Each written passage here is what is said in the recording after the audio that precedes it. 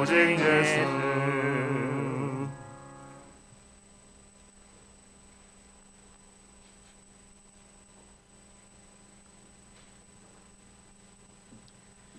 안녕하십니까? 자, 지난주 금요일과 안식일 교회를 비우는 바람에 많은 분들이 이렇게 염려를 해 주셨는데요. 심려를 끼쳐드려서 죄송합니다. 제가 아픈 것은 전혀 아니었고요. 저로 인하여서 저도 검사했을 때 음성이 나왔는데 혹시나 안식일 날 또 갑자기 양성으로 변하면은 큰 문제가 될 것 같아서 그래서 교회를 이렇게 집에서 방송으로 예배를 좀 드리게 됐습니다. 많은 분들이 아프냐고 이렇게 걱정해 주셨는데 전혀 아프지 않고요. 이렇게 건강하게 잘 있었습니다. 그러면서 이제 오늘 예배를 시작하면서 어떤 마음을 좀 들었냐면, 여러분 화요일날 저녁에 안식일날 출석생 수의 몇 프로가 화요일날 보통 통계적으로 나오는지 혹시 아십니까?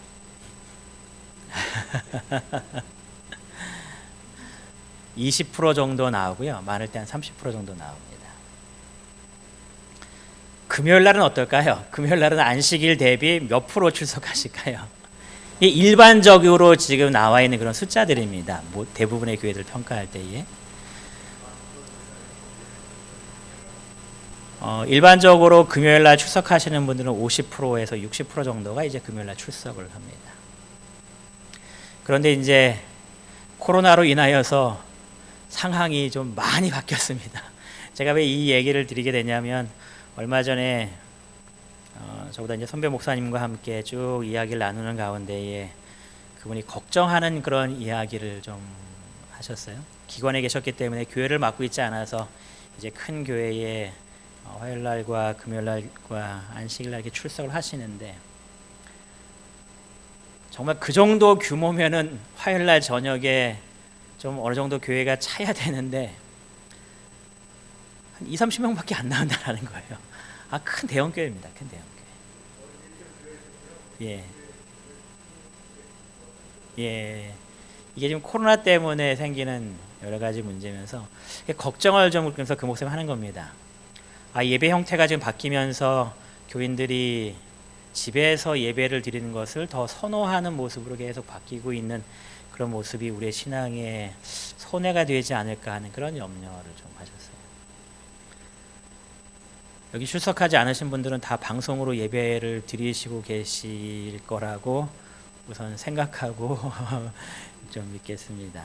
우리가 화요일날 예배 드리는 것, 금요일날 저녁에 예배 드리는 것, 이게 아무것도 아닌 것 같지만 내 신앙을 잡아주고 내 신앙이 계속 지속적으로 성장할 수 있도록 붙들어주는 큰 힘입니다.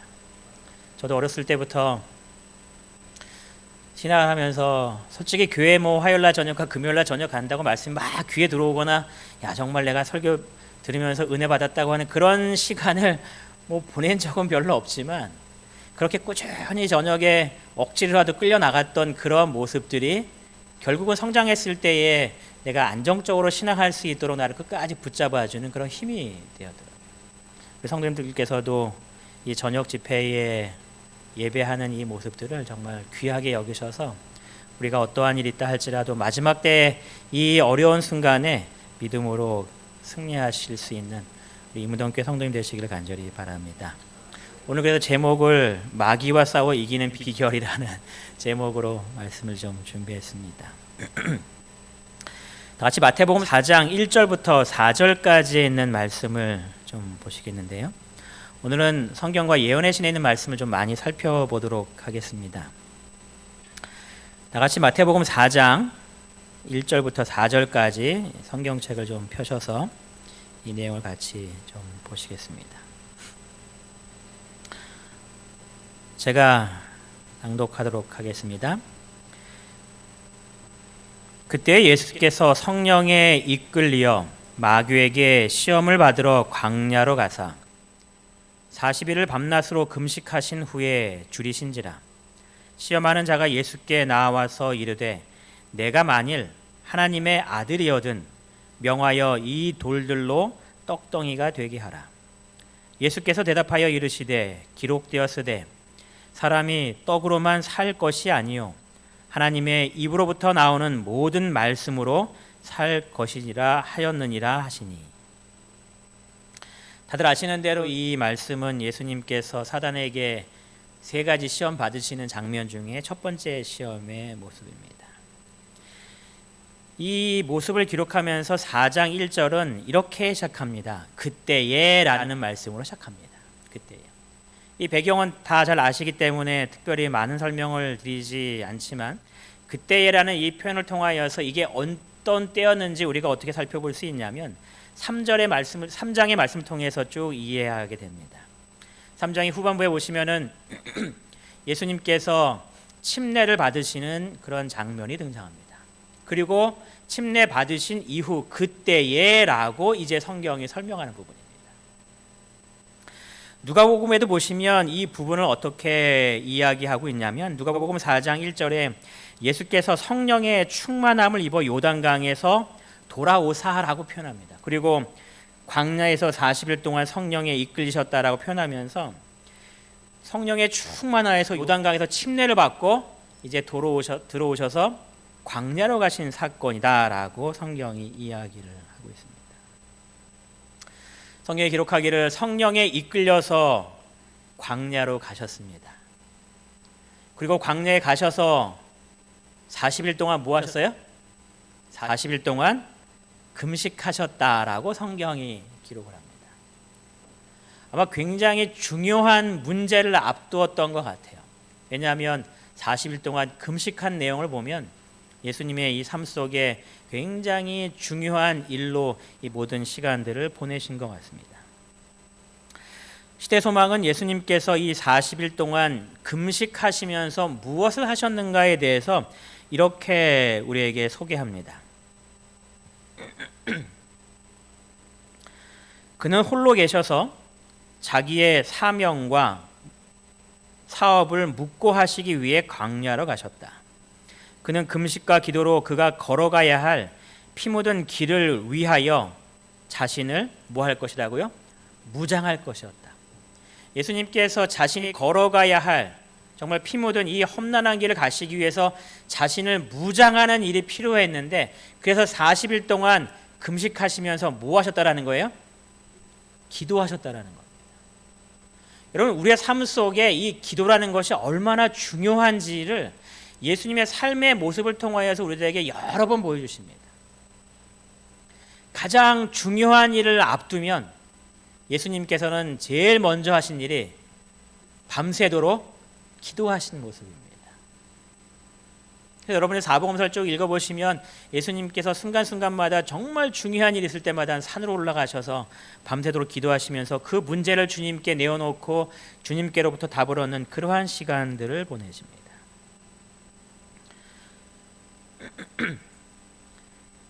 시대소망 363페이지에서는 이렇게 기록합니다.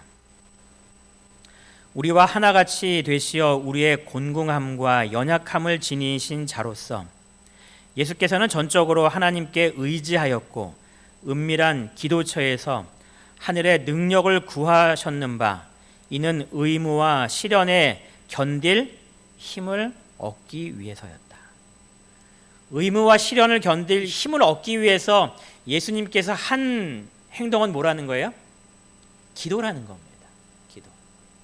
여러분, 우리의 삶 속에 어떠한 정말 중요한 문제가 있다면 그 문제를 해결하기 위해서 우리가 제일 먼저 제일 오랫동안 해야 될 게 무엇이라고 표현하는 거예요?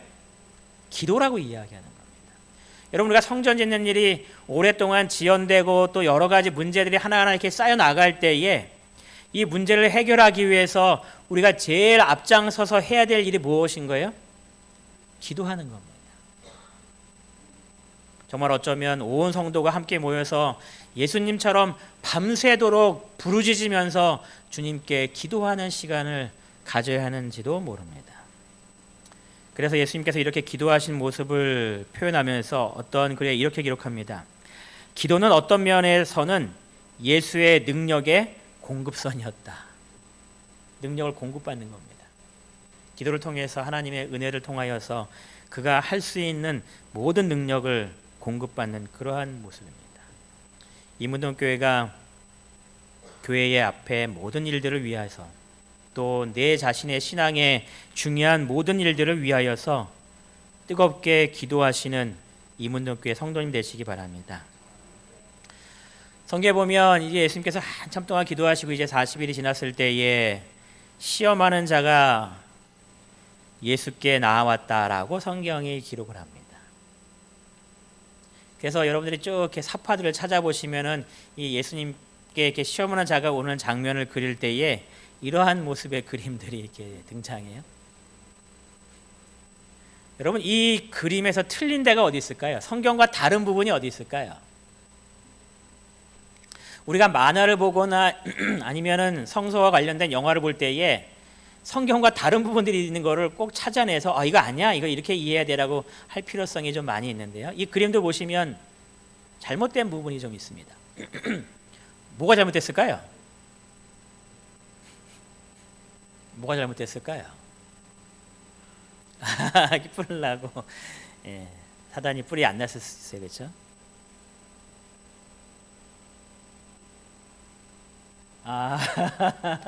예수님 얼굴이 화가 나셨어요. 뭐 그랬을 수도 있고요. 여러분, 이렇게 한번 이 장면을 상상해 보세요. 예수님께서 지금 금식하시고 난 뒤에 이렇게 시험하는 자가 찾아온 겁니다.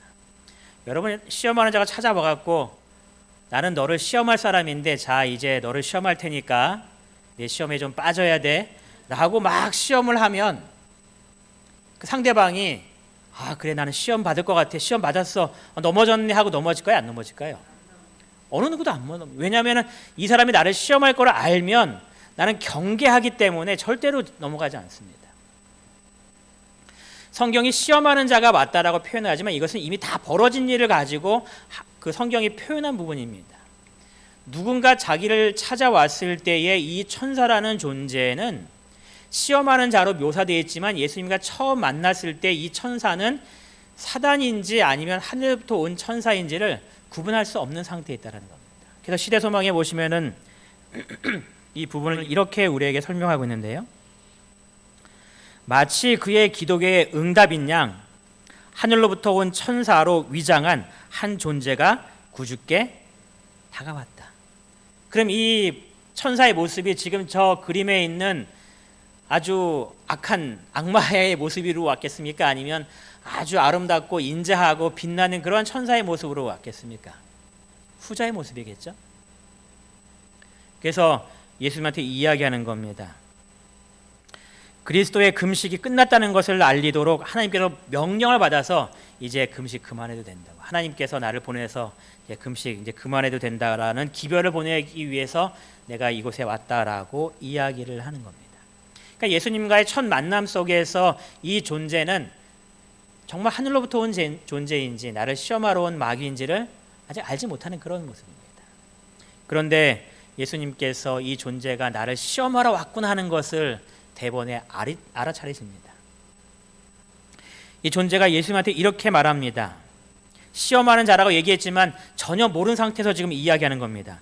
예수께 나와 이르되 내가 만일 하나님의 아들이어든 명하여 이 돌들로 떡덩이가 되게 하라라는 이 말을 예수님한테 전합니다. 자기가 하늘로부터 왔고 쭉 하나님의 기별을 전하면서 그런데 내가 만일 하나님의 아들이어든 이 돌을 떡덩이가 되게 해야 돼라고 예수님한테 이야기하는 이 이야기를 들으면서 예수님께서 이 존재가 하늘로부터 온 존재가 아니었구나라는 것들을 간파하셨어요. 뭐 때문에 하셨을까요? 무엇 때문에 하셨을까요? 지금 이 존재가 뭐라고 얘기하냐면 내가 만일 하나님의 아들이어든 이라고 표현하기 시작합니다. 즉 이 말을 가만히 생각해 보면은 무슨 의미로 이야기하는 것 같아요? 너는 하나님의 아들이 아닐 거야 라고 이야기하는 겁니다. 네가 지금 40일 동안 금식하면서 정말 아주 괴로움을 참아가면서 이렇게 자신의 앞날을 계획하고 있는데 네가 하나님의 아들이 아닌데 왜 그토록 험난한 길을 가려고 고생하고 있지? 라고 지금 이야기하는 그런 장면입니다. 시대소망 118페이지는 뭐라고 이야기하냐면, 그는 광명한 천사처럼 보였지만 내가 만일 하나님의 아들이어든이라는 첫 말이 그의 성격을 폭로해 주었다. 이 말 가운데 불신에 대한 암시가 있었다. 지금 하나님의 말씀에 대한 이 불신의 마음을 예수님의 마음속에 지금 심어주고 있는 것이 사단이 한 이야기였다는 겁니다. 여러분, 이러한 장면은 예수님께 처음 했던 장면이 아니라 사단이 인류를 타락시킬 때부터 사용했던 항상 똑같은 수법이었습니다. 창세기 3장에 보면 이런 표현이 나오죠. 뱀이 여자에게 물어 이르되 하나님이 참으로 너희에게 동산 모든 나무의 열매를 먹지 말라 하시더냐라고 이렇게 묻습니다. 이것이 그냥 아무런 큰 의미 없는 질문 같긴 하지만 이 시대소망에는 이 질문에 대해서 이렇게 이야기합니다. 그 말을 하는 그의 태도 가운데 하나님의 말씀에 대한 무엇이 숨겨져 있었다고요? 멸시가 숨겨져 있다는 겁니다. 그러니까 그냥 하나님에 대한 이야기를 하는 것이 아니라 멸시하는 투로 지금 이 이야기를 하고 있는 겁니다.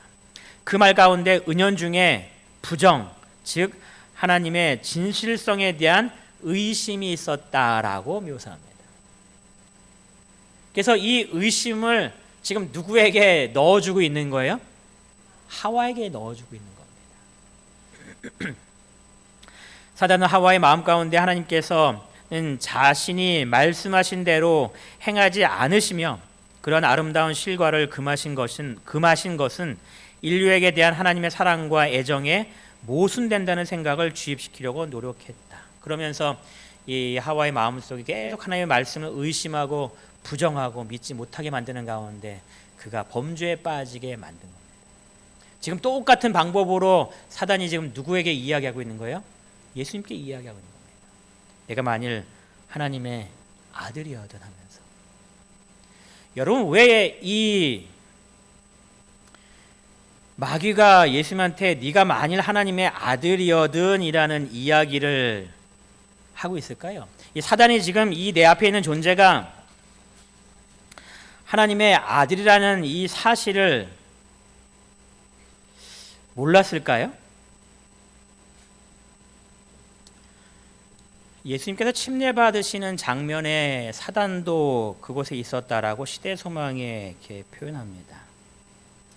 그러면서 사단은 무엇을 들었냐면 하늘로부터 소리가 있어 말씀하시되 이는 내 사랑하는 아들이요 내 기뻐하는 자라 라는 이 하나님의 음성을 그 자리에서 사단도 듣습니다. 그러니까 이미 이 사단의 마음속에서는 이 존재가 하나님의 아들이라는 것에 대한 분명한 이해를 가지고 있습니다. 시대소망에 있는 내용을 쭉 읽어보면 이 사단이 구주의 강림에 대한 예언들을 연구하였다라고 이렇게 또 기록을 해요. 예수님에 대한 기록을 다 찾아서 이 메시아가 어떠한 분인지 그가 성경에 있는 내용들을 다 이렇게 이해하기 시작하고 연구한 겁니다. 여러분, 사단이 이 예수님의 이 예언에 대한 연구를 도대체 왜 했을까요? 연구를 열심히 한 다음에 자기도 예수님 믿으려고 그가 성경 열심히 공부할 걸까요? 이 시대소망에 보면 어떠한 표현이냐면 예수님께서 탄생하셨을 때에 사단은 하늘의 사명을 가지신 분이 이 땅에 오셨다라는 것을 그가 알았다고 표현합니다. 태어난 순간부터 이 사단은 알았습니다. 메시아가 탄생하셨구나. 그리고 그가 탄생할 때에 천사들의 음성을 통하여서 하늘의 권위를 증거하는 이 천사들의 기별 때문에 그의 마음이 떨었다라고 기록합니다. 두려웠습니다.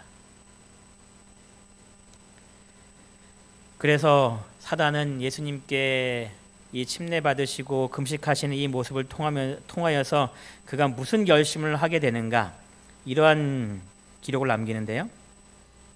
사단은 자기가 정복하지 못하면 정복당할 것을 알았다.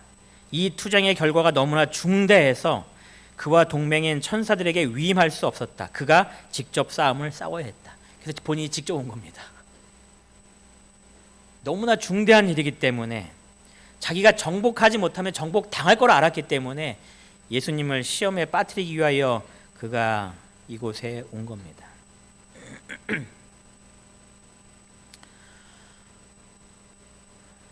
하나님께서 이는 내 사랑하는 아들이요 라는 이 표현은 어떠한 의미였는가? 시대소망에 보면 그 의미를 이렇게 설명합니다.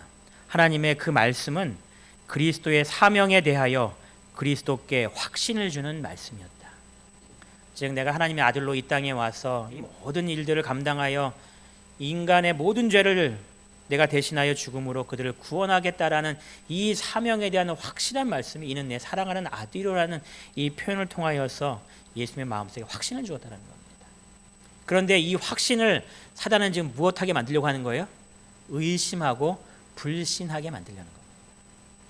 왜냐하면 그렇게 하게 되면 하와가 범죄한 것처럼 예수님도 실수해서 예수님의 구속의 계획이 다 무너지고 사단이 승리할 수 있는 길을 그가 만들 수 있기 때문에 그랬던 겁니다.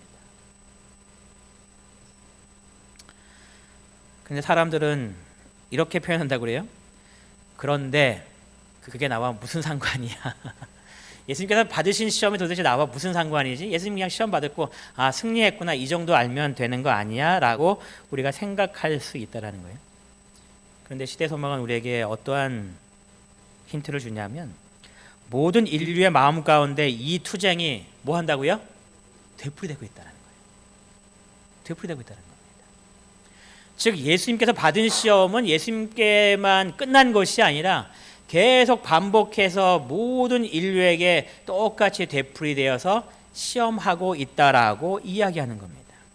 여러분 요한일서 2장 16절에 있는 말씀을 한번 좀 찾아보겠습니다. 요한일서 2장 16절입니다.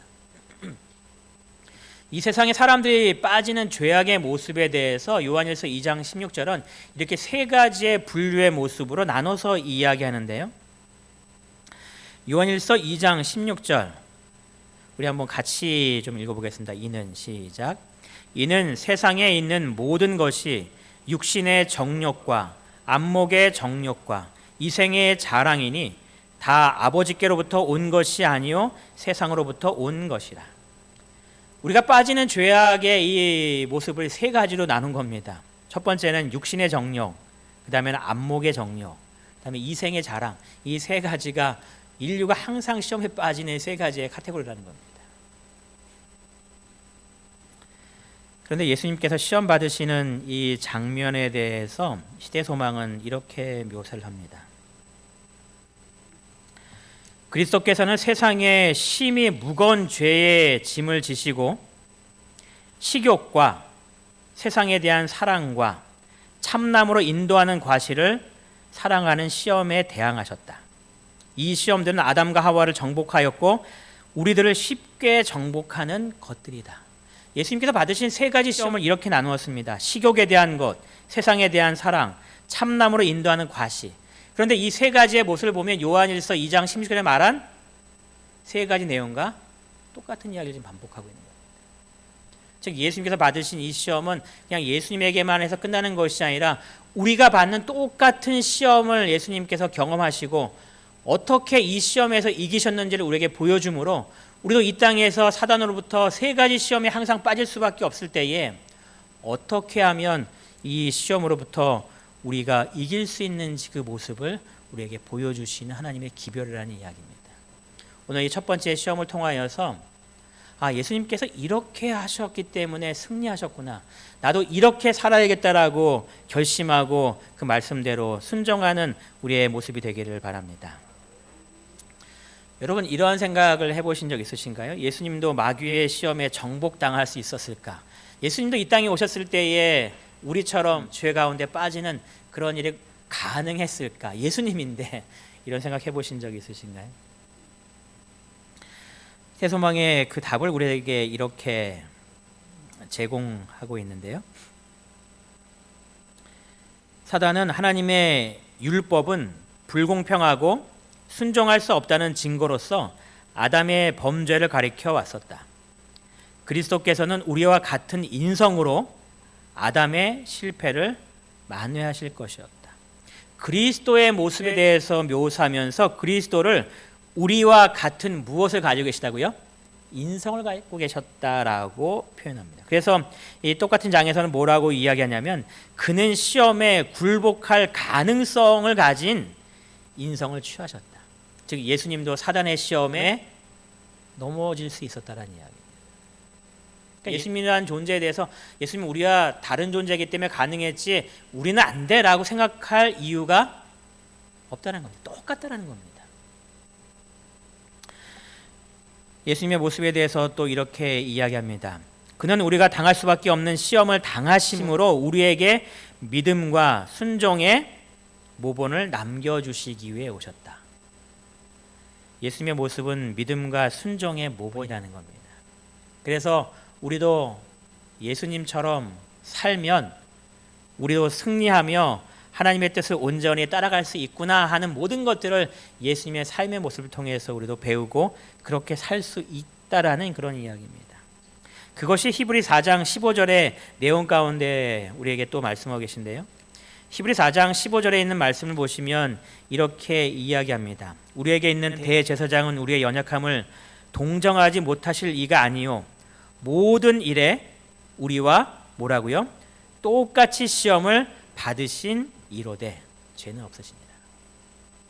성경에 분명히 말씀하시기를 모든 일에 우리와 똑같은 시험을 받았다는 겁니다.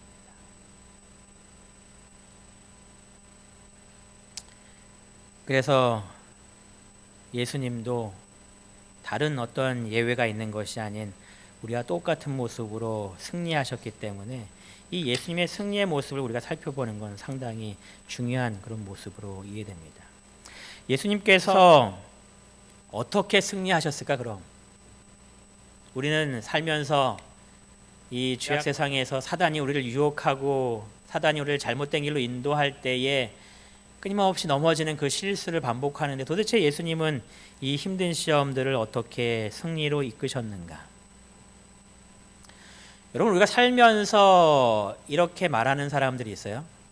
하나님이 계시다는 증거를 보여주면 내가 믿겠다고. 기적을 보여주면 내가 믿겠다고. 어떤 표적을 보여주면 내가 믿겠다고. 여러분 이적보다 더 큰 어떠한 표적이 있을까요? 우리의 삶 속에 우리 앞에 어떤 기적과 같은 일이 벌어지는 그것보다 더 큰 하나님의 어떠한 섭리나 표적들이 있을까요? 여러분 어떻게 생각하십니까? 이적이 더 우리에게 영향을 더 많이 줄까? 아니면 그것보다 더 우리에게 영향을 주는 무언가 다른 것이 있을까요? 우리가 하나님을 믿고 하나님 안에 살아갈 때에 많은 사람들이 이적만큼 중요한 것은 없다고 생각해요. 성령의 은사를 받은 것만큼 우리에게 큰 것은 없다고 생각할 때가 많습니다. 그런데 시대 소망은 이렇게 우리에게 설명하고 있습니다. 사단은 그리스도에게서 그의 신성의 표적으로 이적을 요구하였다. 그러나 모든 이적보다도 더 큰 표적, 곧 여호와께서 이같이 말씀하시되 사단이 논박할 수 없는 표적이었다. 그리스도께서 이러한 태도를 견지하시는 한 유혹자가 이길 수 없었다. 여러분 어떤 이적보다 더 큰 힘이 있는데 그것은 뭐라는 거예요? 여호와께서 이르시되 여호와께서 이같이 말씀하시되 하나님의 말씀이었다는 겁니다. 여러분 우리의 삶 속에 내가 이런 것이 있으면 내 눈앞에 이런 것이 보여주면 내가 더 잘 믿을 수 있을 텐데 라고 생각하는 것은 오류라는 겁니다. 그것보다 더 중요한 것은 우리를 더 하나님께로 이끌 수 있는 것은 믿음을 더 강하게 넣어줄 수 있는 것은 무엇이라는 얘기예요? 이적이 아닌 하나님의 말씀이라는 겁니다. 여러분의 삶 속에 하나님의 말씀이 항상 옆에 있나요? 지금 여러분 앞에 분명히 하나님의 말씀을 가지고 있습니다. 그것이 그 어느 것보다 더 강한 능력임을 꼭 기억하게 되시기를 바랍니다. 예수님께서 어떻게 승리하셨는지에 대해서 성경은 이렇게 그래서 기록합니다. 예수께서 대답하여 이르시되 무엇이요? 기록되었으되. 기록되었으되라고 얘기하면 뭘 얘기하려고 하시는 거예요? 하나님의 말씀을 지금 이야기하려고 하는 겁니다.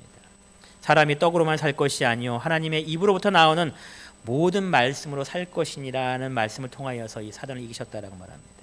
그래서 시대소망은 뭐라고 표현하고 있냐면 시험 당할 때마다 그의 싸움의 무기는 무엇이요? 하나님의 말씀이었다. 여러분도 사단과 싸워 이길 수 있습니까? 있어요. 무엇이 있기 때문에요? 하나님의 말씀이 있기 때문에 그렇습니다. 내게 어떤 특별한 능력이 있거나 내게 무언가 매일 기적 같은 일이 벌어지기 때문에 내가 사단과 싸워 이길 수 있는 것이 아니라 내가 하나님의 이 분명한 말씀을 가지고 있기 때문에 이 말씀의 힘을 통하여서 우리가 모든 사단과의 싸움에서 승리할 수 있다는 겁니다. 여러분, 이 말씀이 얼마나 위대한 것인지를 항상 기억하시기 바랍니다. 그리고 이 말씀을 가까이 하시고 이 말씀을 내 머릿속에 집어넣으시기 바랍니다.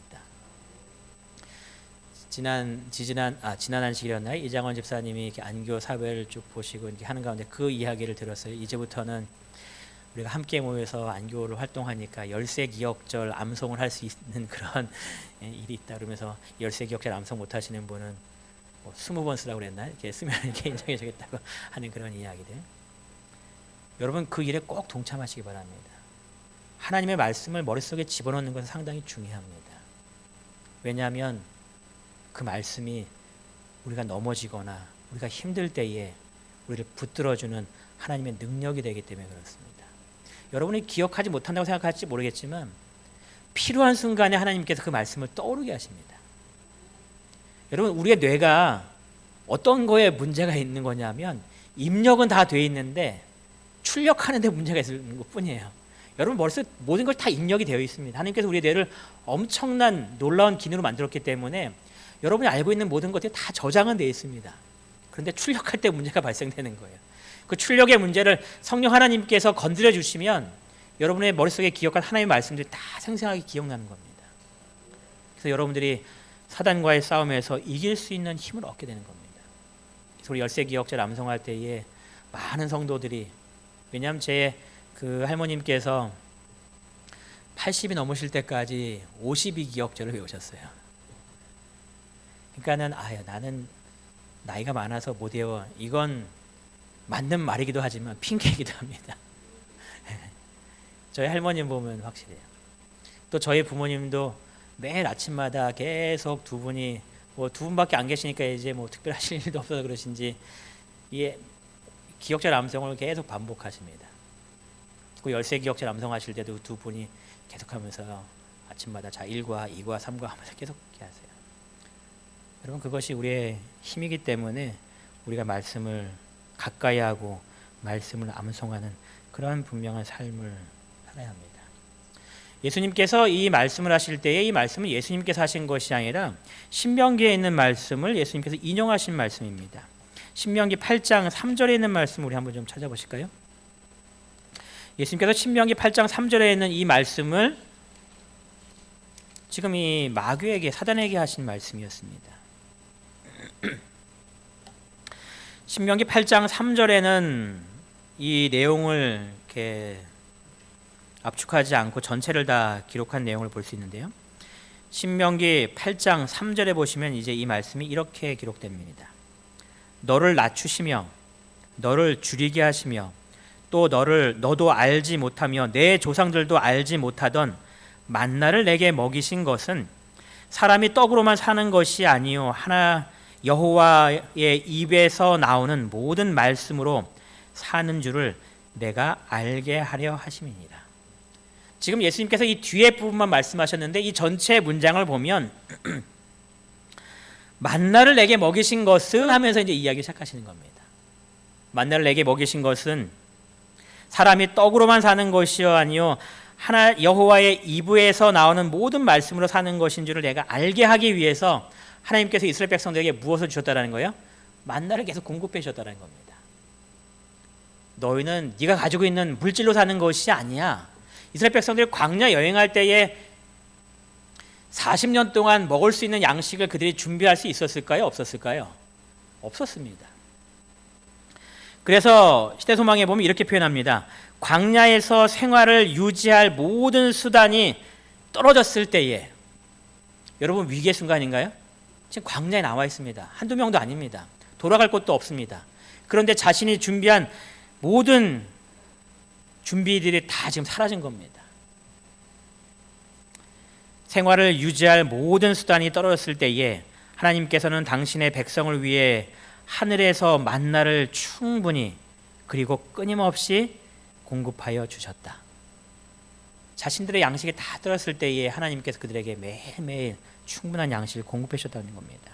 그리고 이러한 공급은 그들이 하나님을 신뢰하고 하나님의 법도대로 사는 동안은 하나님께서 그들을 버리지 않으신다는 것을 그들에게 가르치시기 위함이었다. 이 만나의 여러 가지 목적인데 그 중에 하나가 무엇이었냐면, 이 땅에 살 때 너희들이 하나님을 신뢰하고 하나님을 의지하면 하나님께서 결코 너희를 버리지 아니하시고 너희들의 필요한 모든 것들을 공급해 주신다라는 분명한 약속을 이 만나를 통해서 매일매일 깨닫게 하셨다는 겁니다. 그래서 사람이 떡으로만 살 것이 아니요 하나님의 입으로부터 나오는 모든 말씀으로 살 것이라는 이 표현은 우리가 하나님을 믿고 의지하면 하나님께서 이 땅에 필요한 우리의 모든 것들을 만나를 내리심같이 우리에게 주실 것이기 때문에 걱정하지 말고 하나님을 바라보고 하나님만 의지하고 하나님의 뜻 안에서 살아라고 우리에게 이야기하는 그런 장면입니다. 예수님의 삶의 모습은 우리에게 이런 것을 보여줬는데요. 우리가 주목하는 가운데 그는 하나님의 뜻에서 조금이라도 떠나는 것보다는 어떠한 어려운 일이 닥치더라도 그것을 당하는 것이 더 가벼운 재앙이라는 것을 증거하셨다.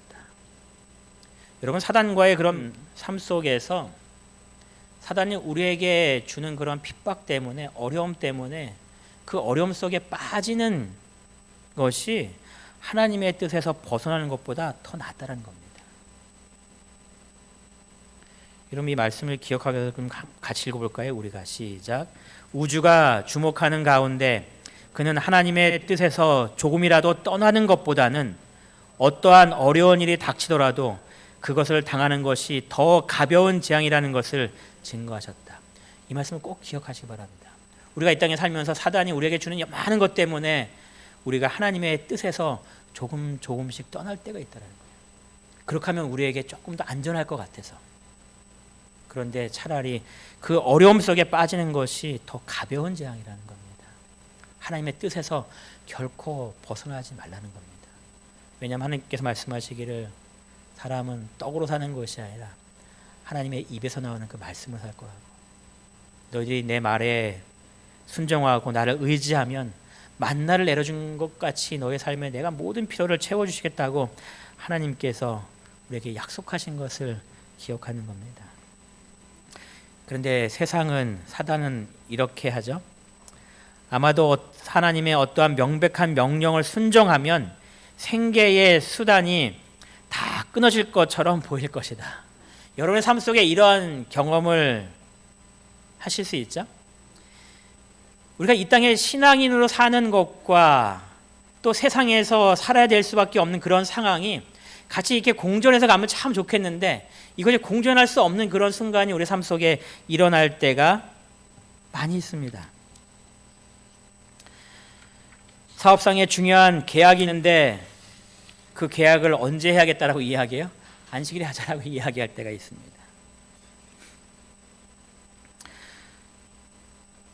어떠한 분이 이렇게 식당을 냈는데 하필이면 그 몫이 안식일에 사람들이 몰리는 그러한 지역과 안식일이 돼야지 가득 차는 그러한 식당이 있습니다. 식당의 문을 못 닫는 겁니다. 여러분, 제가 그냥 이게 지어낸 이야기가 아니라 제가 목회하면서 그런 본 이야기입니다. 장로님이 직업을 이렇게 바꾸시면서 식당을 열었는데 거기는 안식일 날 하여튼 일을 해서 벌어야지만 일주일 동안에 그 수입을 다 커버할 수 있는 거예요. 문을 못 닫는 겁니다. 대학생들에게 안식일에 중요한 시험이 잡히기도 하죠. 저희 둘째 딸도 삼육대학이 아닌 다른 대학에 있다 보니까 교수님 중에 어떠한 분들은 안식일날 시험 봐야겠다라고 안식일날 시험을 잡아요. 지금 안식일날 원래 시험을 보면 안 되는 겁니다. 물론 법적으로 안 되는 건 아니지만 5일제이기 때문에 정상적으로 할 때는 안식일날 시험을 안 봐도 되는데 꼭 안식일날 잡는 그런 교수님들도 있어요. 그리고 얘기하면 불이익을 준다라고 이야기합니다. 아니면 너 수업 패스하지 못할 거야 라고 겁을 주기도 합니다. 국가고시가 아시는 대로 안식일날 잡혀 있어서 정말 자기 평생토록 노력했는데 그 농사를 다 망칠 수밖에 없는 그런 어려운 환경에 처한 우리 젊은 청년들도 있습니다. 초등학교와 중학교와 고등학교가 이제 안식일에는 학교 가지도 않을 수 있는 5일제 수업이 됐는데 학원 수업 때문에 교회 나오지 못하는 그런 일들도 벌어지기도 합니다. 저 아이도 저녁에 학원을 보내려고 해보니까 이게 묶음이 있는데 화요일날이 걸리거나 금요일날이 걸리거나 꼭 걸리는 거예요. 아니면 안식일이 걸리거나 출석해야 된다는 겁니다. 출석 안 하면 받아주질 않는다는 겁니다. 정말 모든 것들이 다 손해보는 것 같은, 정말 이렇게 살면 안 될 것 같은 그런 많은 환경들이 우리 그리스도인의 삶의 환경 가운데 가득 다가올 때가 많습니다. 그때의 사단은 그로하여금 자기의 양심적인 신념을 희생시킬 도리밖에 없다고 믿게 만들려고 할 것이다. 야, 상황이 이러니 어쩔 수가 없는 거야 라고 생각하게 만드는 겁니다. 여러분, 그러면서 이제 한 발 한 발 그 세상과 타협할 수밖에 없는 그런 모습으로 우리의 모습이 점점 사단이 원하는 대로 따라가게 되어 있다는 겁니다. 근데 이 말씀 바로 밑에 어떤 말씀이 있냐면, 같이 한번 읽어보겠습니다. 그러나 시작. 그러나 이 세상에서 우리가 의지할 수 있는 오직 한 가지는 하나님의 말씀이다. 여러분, 분명히 기억하시기 바랍니다. 정말 모든 것들을 다 빼앗길 것 같은, 정말 하나님의 말씀을 따랐더니 아무것도 남지 않았네 하는 그런 어려운 순간에 빠진다 할지라도 하나님의 말씀을 끝까지 의지해야 한다는 겁니다. 여러분, 우리가 하나님의 말씀을 의지했다고 해서 갑자기 모든 것들이 다 만사형통되고 갑자기 어려웠던 문제가 풀리고 갑자기 사업이 잘 되고 그러지 않을 때가 더 많아요. 정말 믿음으로 나아갔는데 점점 나라고 빠지는 그런 환경에 처할 때가 분명히 있습니다. 그럴지라도 끝까지 뭐 하라는 거예요? 말씀을 붙들라는 겁니다. 왜냐하면 그 말씀에 능력이 있기 때문에 그래요. 끝까지 나아갔을 때 하나님께서 역전시키시는 그 경험을 하게 되는 겁니다. 성경에 이렇게 말하죠. 이 표를 가진 자 외에는 앞으로 뭐를 못하게 할 거라고요? 매매를 하지 못하게 할 것이다. 짐승의 표를 받는 그런 과정 속에서 나오는 그런 모습입니다. 그러면서 시대소망에 보면 이렇게 표현해요. 사단과의 마지막 대쟁투시, 하나님께 충성하는 자들은 모든 생계의 방도가 끊어지게 됨을 보게 될 것이다. 세상의 권세에 순종하여 하나님의 율법을 범하기를 거절하기 때문에 그들은 매매하는 일을 금지당하게 될 것이다.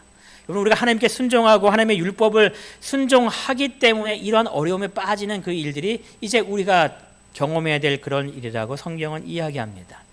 여러분, 이때에 여러분들이 아니야, 정말 나는 믿음으로 굳게 섰기 때문에 이 모든 것 다 포기하고 매매하지 않아도 상관없어 라고 자신 있게 여러분들이 신앙으로 딱 설 수 있을 것 같으십니까? 여러분, 이게 쉬운 일이 아닙니다. 누가 설 수 있는가?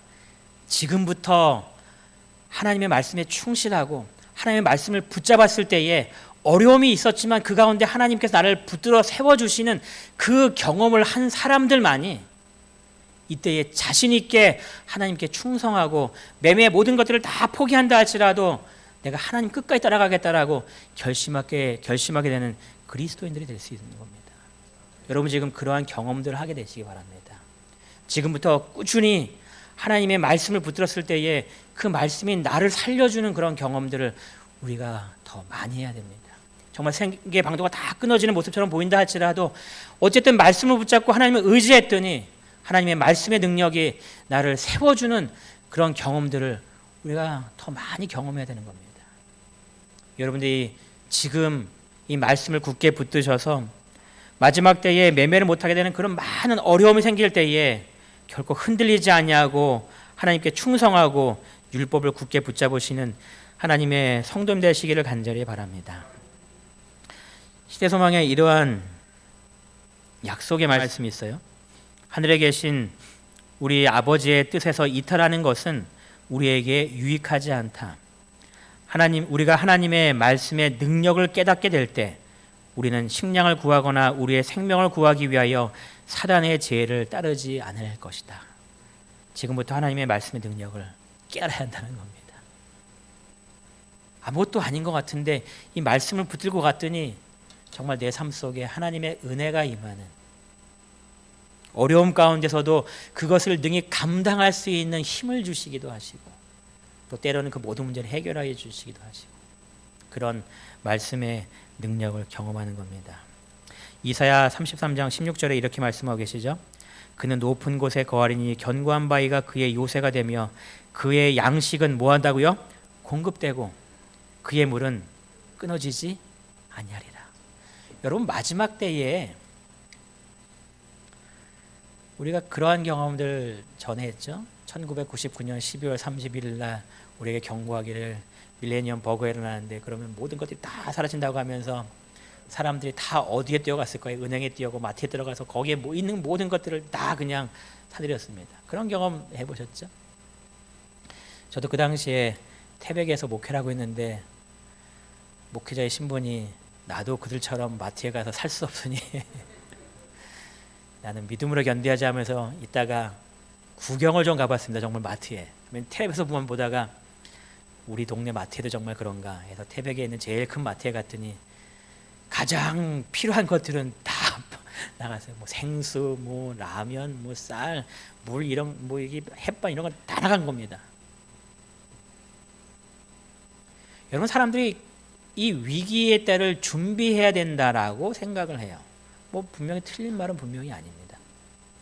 시골 생활하기 위해서 우리가 산 꼴짝에 올라가면 무슨 나물도 알아야 되고 그래서 이 먹을 수 있는 건지 못 먹는 건지 다 이렇게 구별할 줄 알아야 된다고 또 농사를 지을 줄 알아야 된다고 이렇게 얘기합니다. 물론 그 말이 잘못됐다고 이야기하는 건 아닙니다. 근데 여러분, 내가 산에 올라갔는데 내가 보이는 모든 것이 전부 다 하나도 모르는 나무들만 보면 여러분 어떻게 하시겠습니까? 내가 나무들 공부 정말 많이 했는데 보는 것마다 이게 뭔지 하나도 모르겠으면 여러분 어떻게 하시겠습니까? 여러분이 준비해서 사는 것이 아니란 이야기입니다. 하나님께서 양식을 공급해 주시고 하나님께서 물이 끊이지 않게 해 주신다는 이 약속을 붙들고 살아가는 겁니다. 그래서 이 약속을 붙들고 그래 하나님께서 나를 책임져 주실 거야 라는 그 믿음으로 하나님 앞에 살아나가는 겁니다. 하박국 선지자가 이렇게 얘기하죠. 비록 무화과 나무가 무성하지 못하며 포도나무에 열매가 없으며 감람나무에 소출이 없으며 밭에 먹을 것이 없으며 우리의 양이 없으며 외양간에 소가 없다. 지금 아무리 둘러봐도 뭐 있을 게 하나도 없다는 겁니다. 우리나라 지금 우리의 어떤 현실로 얘기하면 쌀독을 열어봐도 쌀이 한 톨도 없고 은행에 가서 잔고를 뒤져보니 이미 다 바닥나 있고 카드라도 써보려고 하니까 이미 마이너스 다 돼갖고 카드 정지당해갖고 카드도 쓸 수도 없고 뭐 하려니까 아무것도 없어서 지금 할 수 있는 것이 아무것도 지금 없습니다 하는 그런 모습과 지금 똑같은 겁니다. 필요한 것들은 많은데 내 주변에 내가 가진 것이 하나도 없더라는 겁니다. 전기도 끊어져 버렸고 수돗물도 끊겼고 가스도 끊겨서 남은 게 아무것도 없더라는 겁니다. 어떻게 보면 정말 절망적인 그런 환경이죠. 우리가 살면서 그런 경험하실 때도 있잖아요. 정말 막막한 가운데 빠지는 그런 경험. 아무것도 할 수가 없는 그런 안타까운 상황들. 하박국이 어떻게 이러면서 신세가 한탄하면서 야 내가 이렇게 처량해졌냐 이렇게 하면서 성경을 끝냈을까요? 여러분 이렇게 쭉 말하면서 이 18절에 이렇게 이야기합니다. 같이 읽겠습니다. 시작. 나는 여호와로 말미암아 즐거워하며 나의 구원의 하나님으로 말미암아 기뻐하리로다. 지금 아무것도 없습니다. 그런데 지금 그가 즐거워하고 있습니다. 기뻐하고 있습니다. 누구 때문에요? 여호와 하나님 때문입니다. 지금 아무것도 없지만 이 모든 상황을 극복하게 해주실 능력의 하나님이 내 앞에 계시기 때문에 내가 하나님의 말씀을 붙들고 있기 때문에 그 하나님으로 인하여서 내가 기뻐하고 내가 즐거워한다라고 지금 선지자가 외치는 겁니다. 우리의 삶 속에 이러한 경험이 필요한 겁니다. 하나님의 말씀을 붙들고 있기 때문에 우리 주변의 환경이 어떤 환경이라 할지라도 내 마음속에 하나님으로 인하여서 든든하고 하나님으로 인하여서 내 마음속에 근심이 사라지고 이 선택하면 내게 모든 것이 손해가 날 것이 분명하지만 그래도 하나님의 뜻이고 하나님의 뜻을 따르면 하나님께서 책임져 주실 거니 나는 무조건 이 길로 갈 거야 하는 그런 믿음으로 살 수 있는 담대한 신앙의 모습으로 우리가 변할 수 있게 됨을 우리에게 이야기하는 겁니다. 사단이 우리를 시시각각으로 넘어뜨리려고 할 때에 그때그때마다 하나님의 말씀의 능력을 붙잡으시기 바랍니다. 하나님이 계시기에 모든 것이 가능해짐을 믿으셔서 우리가 승리하는 삶을 분명히 살아야 할 겁니다. 시대의 소망에 그래서 이 시험 받으시는 장면을 기록하면서 마지막에 이러한 글을 남겨요. 한번 같이 읽겠습니다. 시작. 시험에 맹 공격을 받을 때 상황이나 자신의 약점을 보지 말고 하나님의 말씀의 능력을 바라보라. 그 말씀의 모든 능력은 그대의 것이다. 나의 것입니다. 하나님의 능력을 바라봐야지 나를 바라보거나 상황을 바라보고 주변을 바라보면서는 우리가 결코 승리할 수가 없는 겁니다. 사단이 끊임없이 우리를 넘어뜨리려고 우리 주위에서 안간힘을 쓸 때에 우리는 더욱더 하나님의 말씀을 바라보시고 하나님의 능력을 붙드셔서 그 말씀의 능력이 우리의 삶 가운데 풍성함으로 우리가 주님 안에서 끝까지 승리하고 하나님의 은혜를 경험하시며 매일매일 생활하시는 여러분과 제가 되길 바라면서 오늘 말씀을 마치겠습니다. 마치는 찬미 다 같이 일어나셔서 565장 찬미하시겠습니다. 565장입니다.